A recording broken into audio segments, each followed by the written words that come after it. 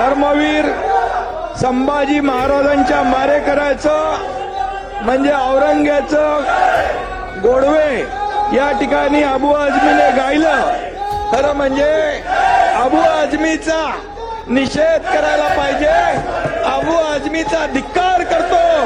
अबू आझमीनी यापूर्वी देखील छत्रपती शिवाजी महाराजांच्या बद्दल अतिशय चुकीचं वक्तव्य केलं होतं आणि म्हणून त्यावेळी देखील हा वारंवार अबू आझमी छत्रपती शिवाजी महाराज आणि संभाजी महाराजांचा जाणीवपूर्वक अपमान करतो।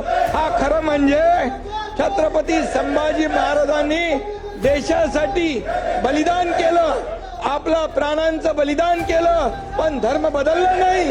अशा संभाजी महाराजांचा शिवाजी महाराजांचा अपमान करणं म्हणजे हा अबू आझमी देशद्रोही आहे, देशद्रोही आहे। आणि म्हणून या देशद्रोहाला या सभागृहामध्ये बसण्याचा अधिकार, या सभागृहामध्ये बसण्याचा अधिकार या देशद्रोही अबू आझमी याला नाहीये। छावा सिनेमा बघा, या छत्रपती संभाजी महाराजांचा हलाल केला।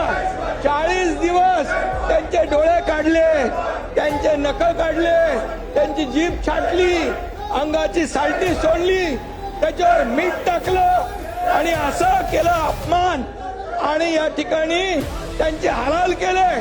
40 दिवस अत्याचार केले, धर्म बदला म्हणून सांगितलं। अशा औरंग्याचं या ठिकाणी गोडवे गाणे म्हणजे खऱ्या अर्थाने आपल्या राष्ट्रपुरुषाचा अपमान आहे, आपल्या देशभक्तीचा अपमान आहे।